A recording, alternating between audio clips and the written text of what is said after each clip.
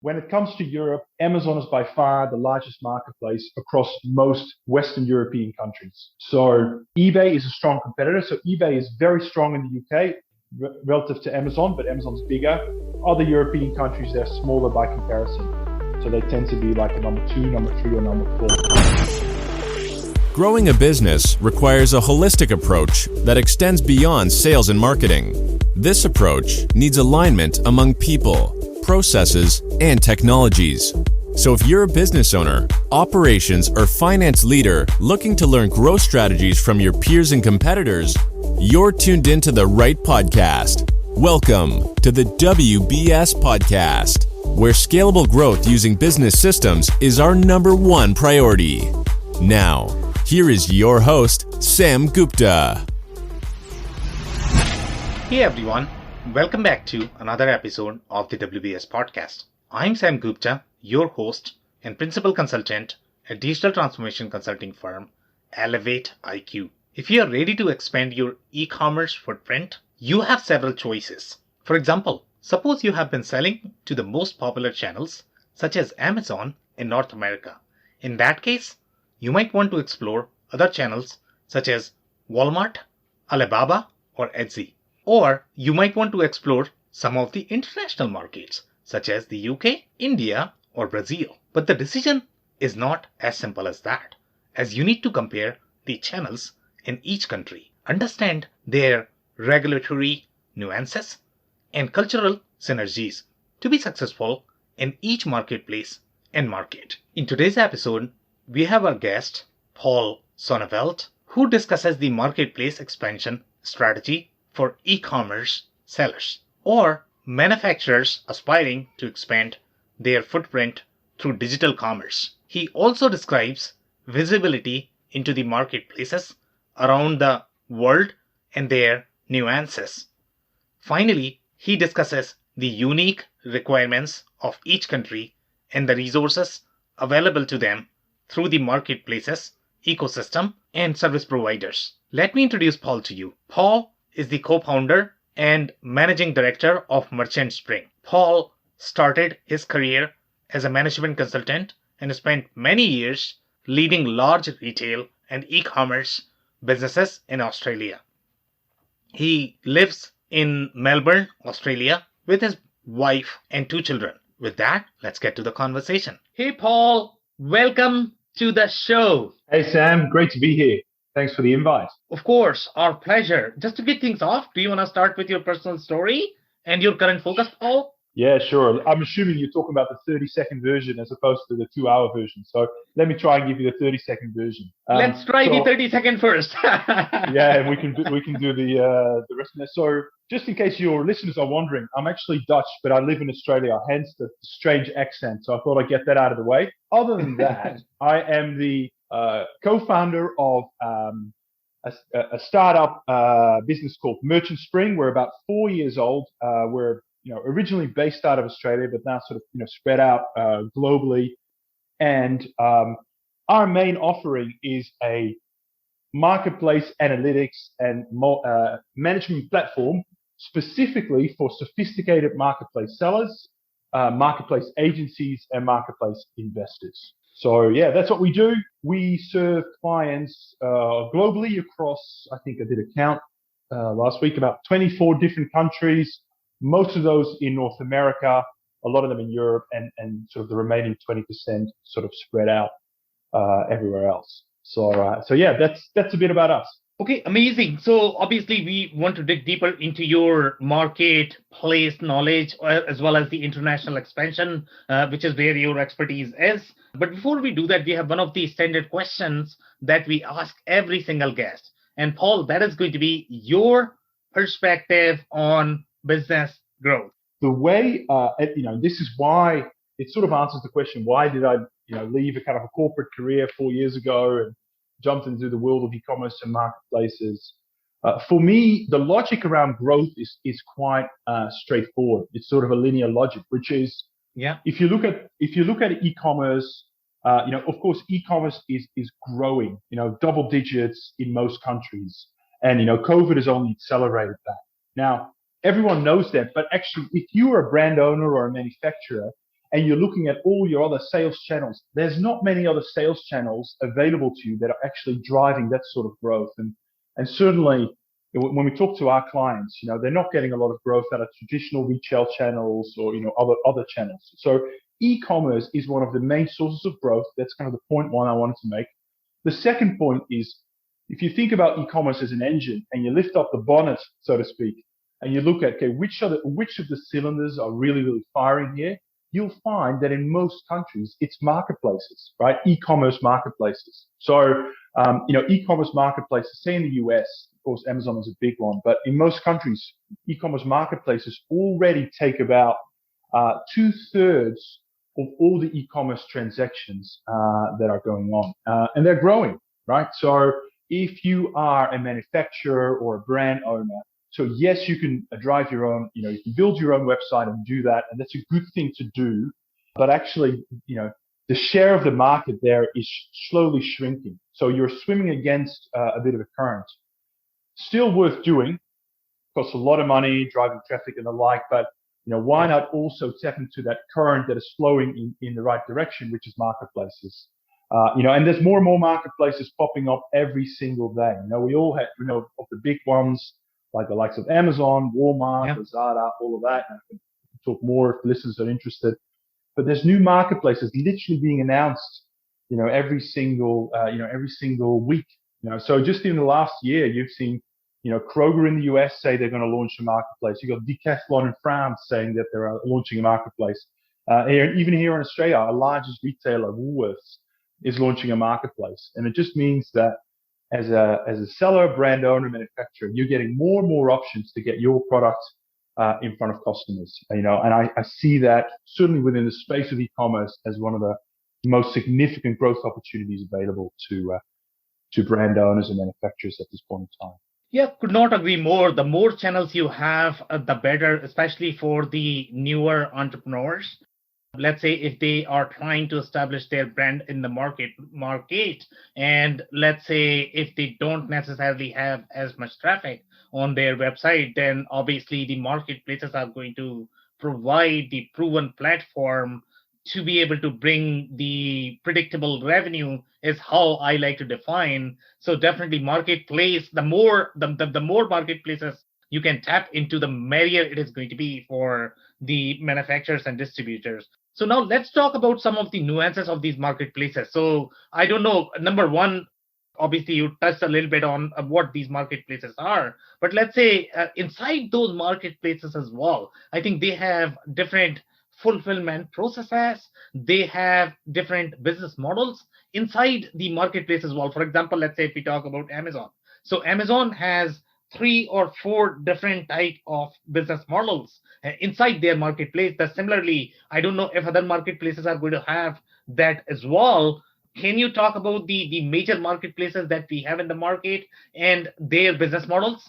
Yeah, sure. So let me, because obviously this is a complex question, but the best way to tackle it is to maybe start with a certain geography. So let's say I am a manufacturer or brand owner based in North America, right?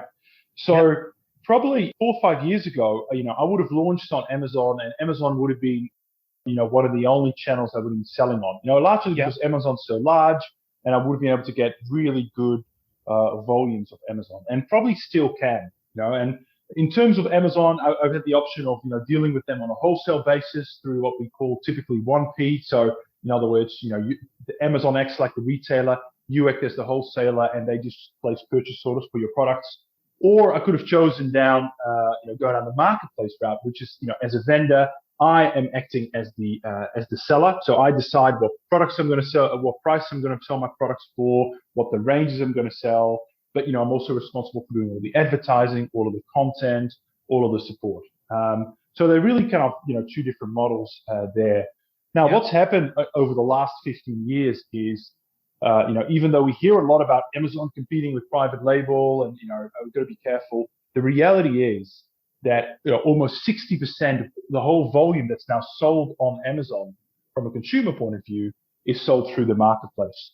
So Amazon is really driving the growth of its marketplace, and a lot of sellers are now benefiting from that. In fact, a lot of people still jumping on board actually with Amazon. There's about 2,000 new sellers joining Amazon every single day. And certainly from what we can see in our own clients' data, if you have a well-run store, it is a sizable business. It more than feeds your family. Let's put it that way. It's not uncommon. I was looking at a client this morning. We've got 4 products, right? And they'll be doing $500,000 in sales a month. That is a really good business for only having to look after 4 particular products. Now, of course, you've got to think about advertising. You've got to think about importing products, sourcing. It's not necessarily easy, but I think marketplaces are giving especially small business an enormous opportunity to actually build a business from scratch into a meaningful size. So, that's really been sort of the Amazon play, historically, and it still works very well. But what you see now is brand owners and manufacturers starting to diversify, right? So they're going, right, I've got a great run. I've got an Amazon store that runs really well in the US. I'm really happy with the sales. How do I grow further? Of course, I continue to optimize on Amazon, but what do I do next, right? So if you're in the US, because the answer to this question is a bit different based on your starting position, but if you're in the US, very logically, the next place you go to is you go to Amazon Canada or Amazon Mexico, because it's kind of the same platform, right? Just different geography. So, there's a bit of logistical challenge that comes into play there. Beyond that, you're probably thinking about Walmart. So Walmart had just opened to, opens its doors to make it much more easier for sellers to come on board, and it's one of the fastest growing platforms. So, you think about listing your products on Walmart and doing that. Etsy is a really popular option with US sellers now, particularly during COVID. And then, you're probably thinking about, okay, where do I go internationally, right? So if I think about internationally, Amazon is a good option because I'm already familiar with the platform. Typically, sellers used to go to the UK. So, I've got an Amazon store in the US. I'm now going to do an Amazon store in the UK. They're still doing that, but because of Brexit and the challenges and the complexities that's driven that, a lot of them are now going, starting, say, with Amazon Germany, which is the second largest Amazon market in Europe, and then using Germany as a base to get into France, Italy, Spain, Netherlands, Sweden, and Poland. So, that's what that sort of expansion looks like. Beyond that, we're seeing some sellers now, they're starting to look at Amazon Japan, which is actually one of the largest Amazon markets, often forgotten.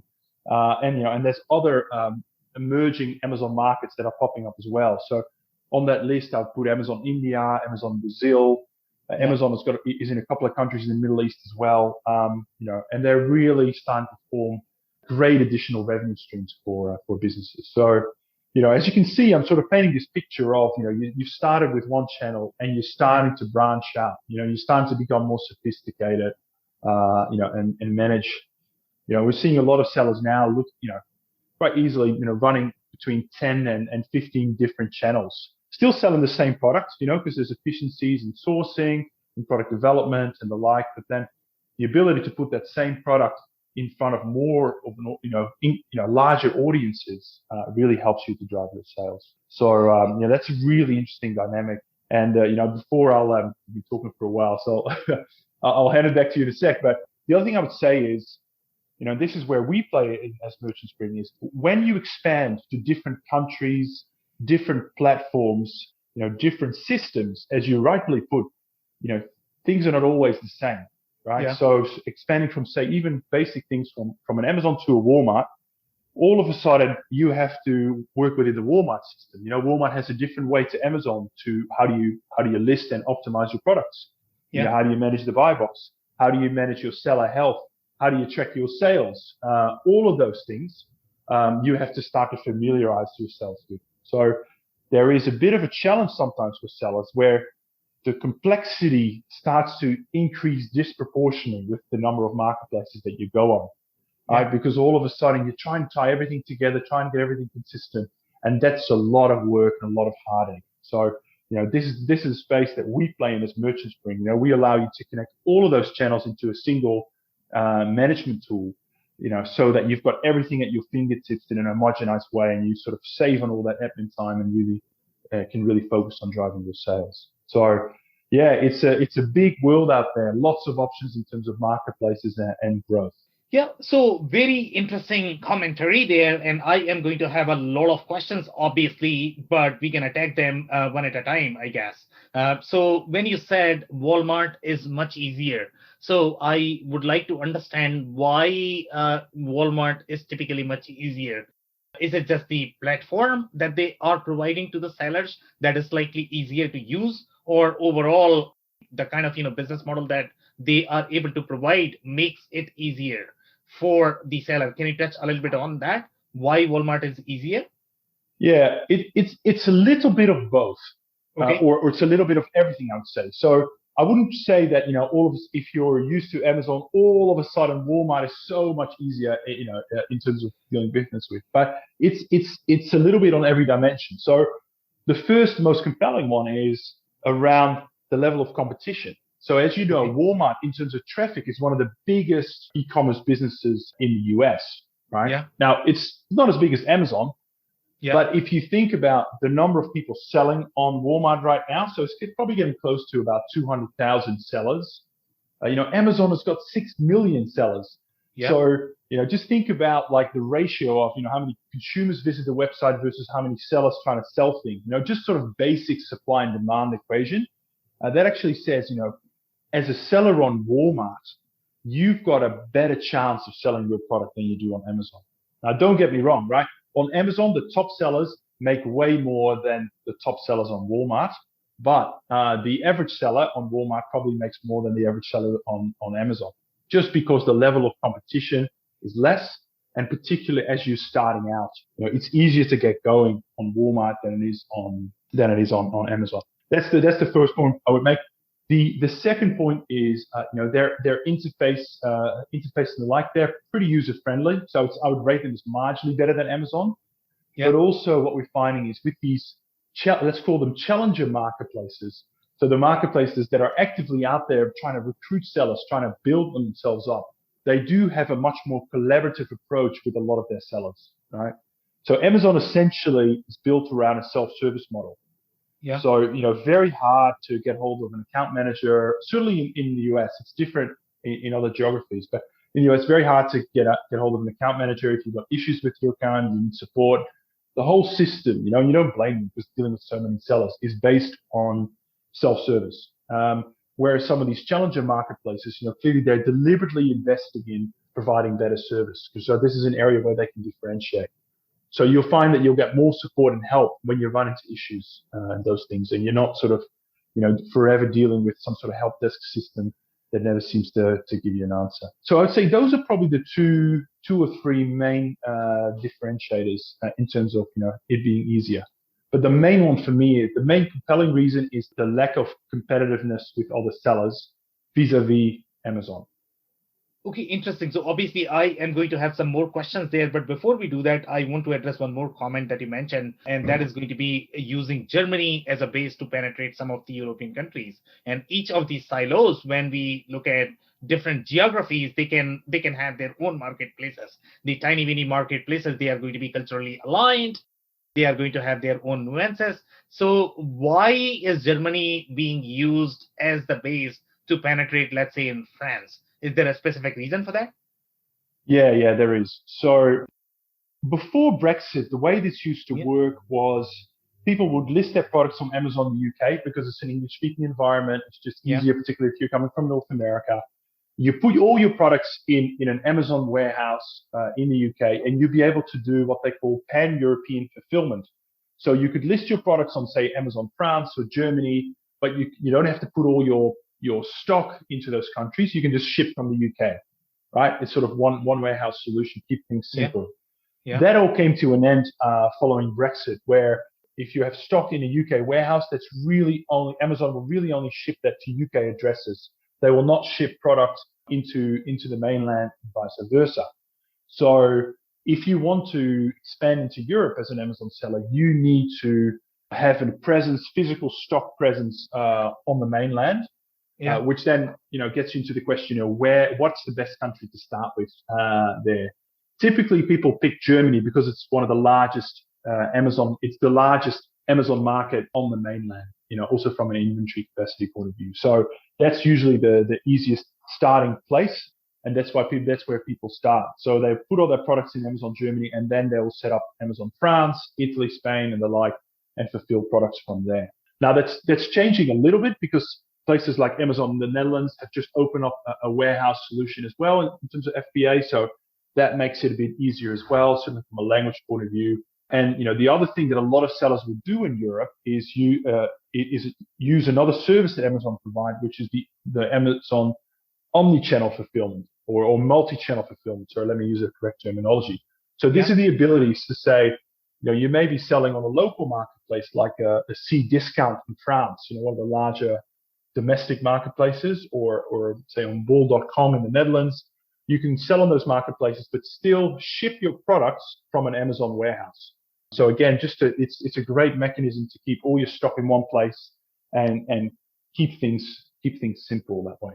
Okay, so from the market perspective, let's say if we look at Germany, obviously that is going to be the second largest market, and that's probably the reason why people are opting for Germany. But are there any barriers from the language perspective? If somebody is, let's say they don't really speak German, then are there going to be any problems in penetrating in that market? Are there any other countries that are going to be slightly more English friendly after UK in Europe? Yeah, look, I would say, unfortunately, most countries in mainland Europe, in terms of selling products, you do need to translate your pages into a local language, right? But that is not rocket science. There's lots of firms who specialize in translating product pages, specifically based around Amazon, and they'll do the local optimization for you at a relatively good cost. So there's a good service provider network out there that you can easily tap into. In terms of customer service, certainly from Amazon, that's really easy because if you're using FBA, Amazon will do that for you. So you don't have to worry about, how do I answer queries in German or French and the like. And in terms of managing the platform itself, everything translates back into English. So you can set your language settings. So, even though you're operating your store in Germany, the interface that you use as a seller, is pretty much identical to what you're using in North America, simply because, they have translation options in there. So you can look at things, in your native language. So that makes it a lot easier and accessible. The main thing I would say is just that translation thing. And of course, probably related to that is if you are doing advertising and the like, executing your advertising campaigns in local language and also doing like a keyword research and a keyword bidding against, obviously local terms.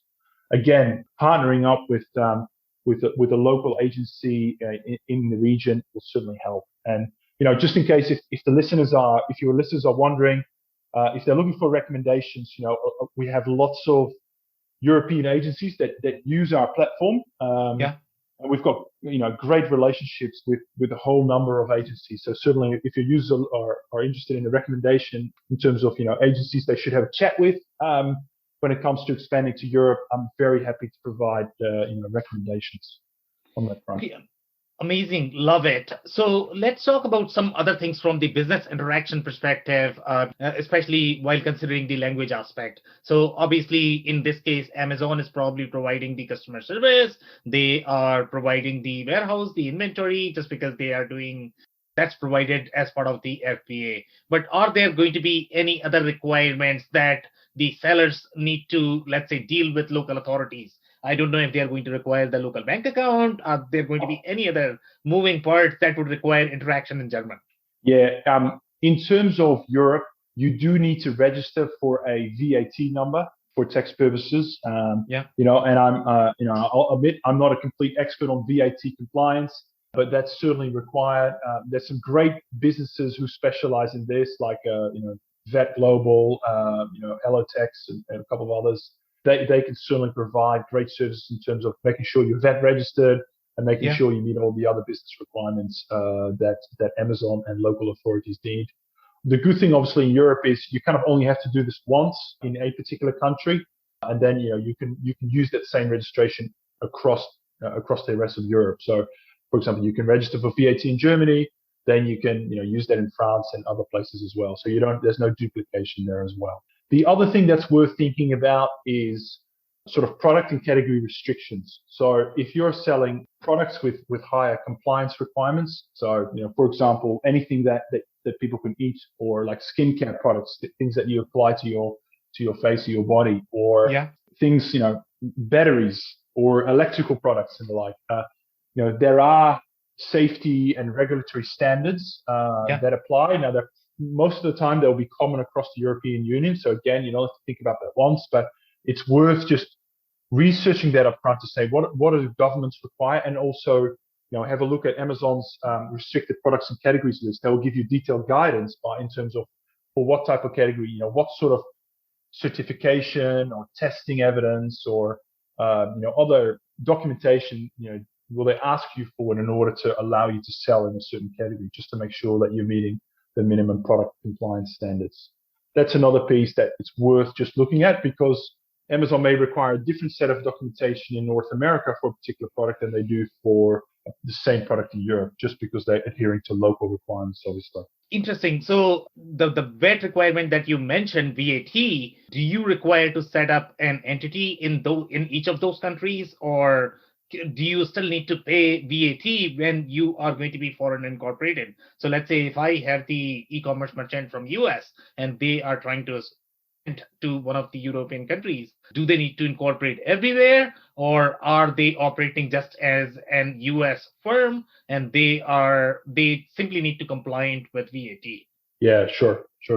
Look, I can't answer this question for every single European country, but certainly from a UK point of view, you need to register for VAT, which means you need to do that with Her Majesty's Revenue and Customs Service. They typically require you to be incorporated in the UK and also have a domiciled bank account as well. So just to give you a bit of a steer in terms of how that works. I suspect the other European countries would be quite similar because they're all sort of, fell under the same framework. But again, I'd happy to recommend you to sort of, experts who can sort of go through the nitty-gritty on this as well.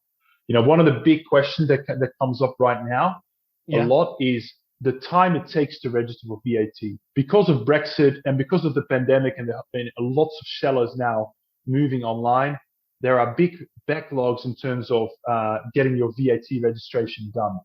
So, some countries, certainly in the UK, numbers are being quoted, anywhere between 6 to 12 weeks. Whereas, there's some other countries like Luxembourg, for example, apparently that's the place to go to now because they can get it done in 2 weeks. So, knowing the lay of the land literally at a local level will help you as well, because you can try and speed things up by registering in certain places versus others too. Okay, amazing. Do you have any perspective on Etsy or Alibaba? Are they similar in terms of business model, comparing to Walmart, Amazon, or are they slightly different overall from the fulfillment perspective, from the business model perspective, and the options that they provide to sellers? Yeah, look, Alibaba, I would say from the outset, isn't used that much yet by Western sellers. So most of the sellers are based in China, selling out into Western markets, so to speak. But I do know they are investing heavily in their platform to bring on international sellers and actually turn them into a truly kind of global platform in terms of both sellers and buyers being everywhere. So that it's probably too early days. We don't have many customers on that platform yet. In terms of Etsy has been really interesting in that 2-3 years ago, when you'd say, what's the typical Etsy seller look like? They were very much sort of more of an art and craft person, selling some unique items. It's almost, I'm sure I'm going to offend any Etsy seller that listens to this podcast, but they're more like hobbyists, right? And please take that the right way as opposed to the wrong way. I'm not at all saying they're not serious about the product they sell. They're very passionate, but it's tend to be more on the smaller side.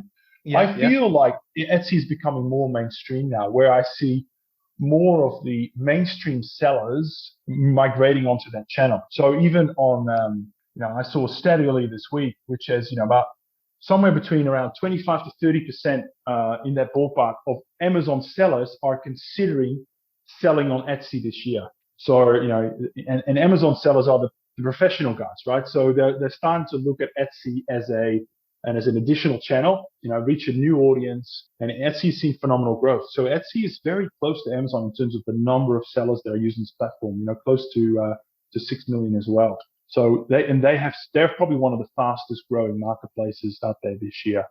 Now, the profile will be different. There'll still be a lot of very small sellers, but my point is mainstream sellers are really starting to see that as a serious option. The good thing about Etsy, it's a global platform. right? Yeah. So you don't have this sort of, local country thing that you have to deal with and local fulfillment options and all of that. As a US based seller, you can just open up a US based Etsy account and you can sell anywhere in the world. So the barriers there are actually quite low, quite low. And the Etsy buyer is a bit different to say an Amazon Prime customer in the sense that they're typically looking for something that's unique, a bit harder to get. So, they're much more focused on getting the right product as opposed to the convenience. So they tend to be quite happy to wait for it as opposed to, if you're buying boxes of cereal from Amazon, you do expect it to be at your doorstep tomorrow morning because it's sort of, using it for everyday life purchases as opposed to something that's maybe a bit more unique, rare, or, for a special occasion.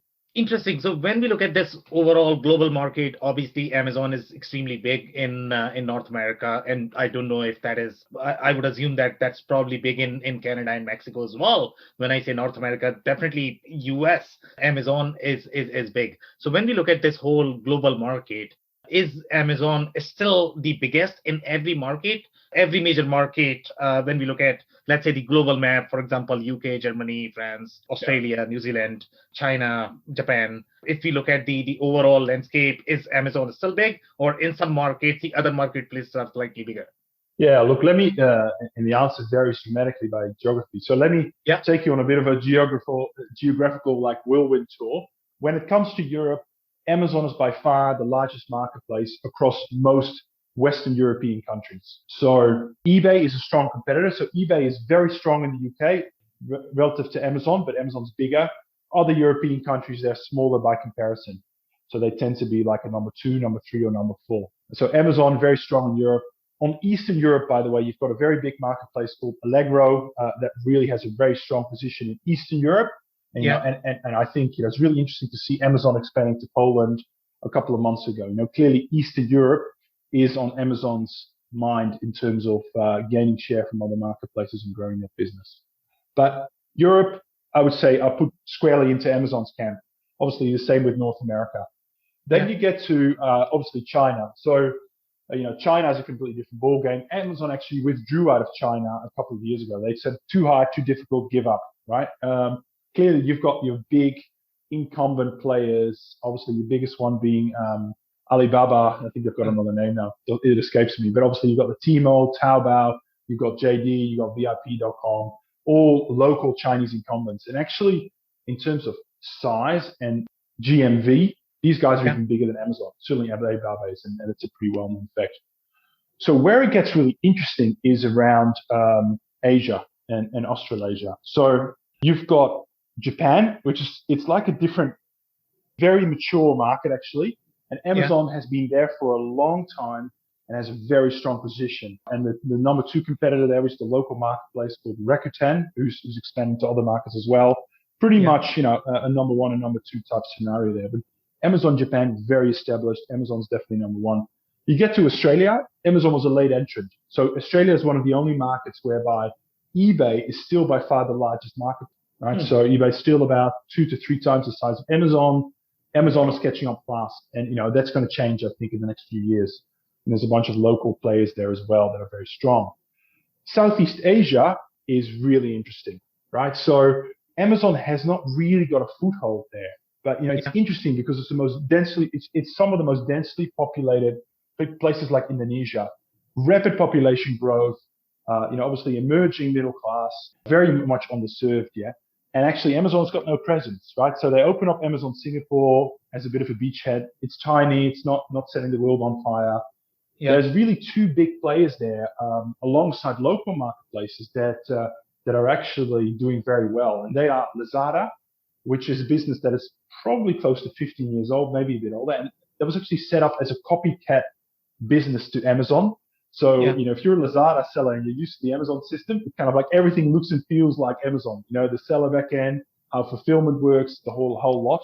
So Lazada covers Malaysia, Singapore, Vietnam, Thailand, Indonesia, and one more, I think, escapes me now. And then you've got that big competitor called Shopee with double E's at the end. They're essentially the number 1 and number 2, depending on the market. Sometimes Shopee's number 1, or Lazada's number 2, and it flips around. That market there is still, I think we're going to see a bit of a sort of a proxy battle between Amazon and Alibaba in that market. Alibaba has taken a big stake in Lazada. I think Tencent has taken a big stake in Shopee. So, there's a bit of a play of who's going to win that battle, which I think is going to be great for sellers because there's more and more options and innovations and opportunities being driven into that market right now. And then you've got other places like South America. So Amazon has got a pretty good presence, obviously, in Mexico and in Brazil, but Mercado Libre is by far the Amazon of South America, right? Very strong position. If you really want to sell products into South America, Mercado Libre is really your go-to place. And then, I'm literally sort of, imagining this map in my mind. I'm like, what part of the world I have not covered yet?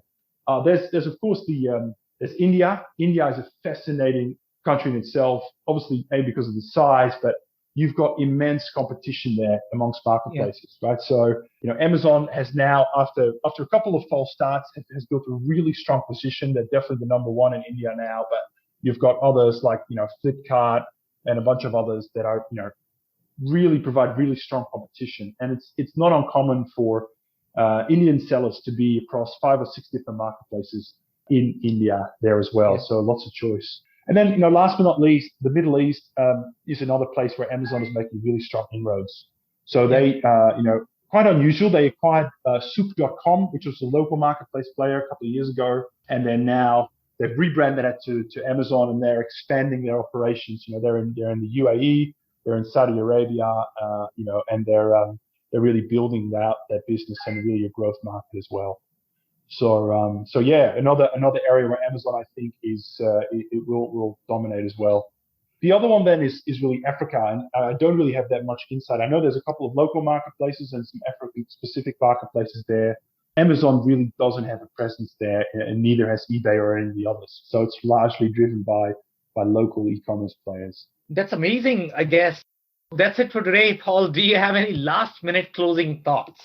I would say to sellers we're in a very exciting time from a seller point of view, because we've got more and more customers shopping online, but also we've got more and more people launching marketplaces. So if you're a seller, it just creates, I think we've seen more opportunities open for sellers in the last 2 years than we've had for a long time. And I think this trend will only continue. So, being on marketplaces is silly. I mean, I'm completely biased, but I find it pretty exciting. But, if you're not on there yet, it's worth establishing a presence and starting to build up that rating, that history, and all of that. Like, think of it as you are building an asset on these marketplaces that will provide benefits for years to come. So, it's an exciting space. But let me finish there. Otherwise, I'll just keep talking, and it'll be a long Friday or a Thursday for both of us. All right, Paul. And my personal takeaway from this conversation is going to be, for listeners, so if you are not on marketplace, number one, you need to get onto those. And as Paul correctly pointed out, that your reviews and ratings are going to be really assets. But once you get on there, then this is another world out there. As you can see, there are just too many marketplaces, too many opportunities. So first, get on there and then try how you can expand internationally. On that note, Paul, I really want to thank you for your time. This has been a very insightful episode. Thank you. I appreciate your time too, and thank you for having me on. I cannot thank our guests enough for coming on the show, for sharing their knowledge and journey. I always pick up learnings from our guests, and hopefully you learned something new today. If you want to learn more about Paul, head over to merchantspring.io. It's merchantspring.io. They are offering a free trial of their platform. Links and more information will also be available in the show notes. If anything in this podcast resonated with you and your business, you might want to check other related episodes, including the interview with Francois Jeffrey from Noviland, who discusses what manufacturers need to know about working with international suppliers. Also, the interview with Laurie McDonald, who discusses sales compensation best practices for organizations aiming to transition to e-commerce from the traditional sales model. Also, don't forget to subscribe and spread the word among folks with similar backgrounds. If you have any questions or comments about the show, please review and rate us on your favorite podcasting platform or DM me on any social channels. I'll try my best to respond personally and make sure you get help. Thank you, and I hope to catch you on the next episode of the WBS Podcast. Thank you for listening to another episode of the WBS Podcast. Be sure to subscribe on your favorite podcasting platform so you never miss an episode. For more information on growth strategies for SMBs using ERP and digital transformation, check out our community at WBS.rocks. We'll see you next time.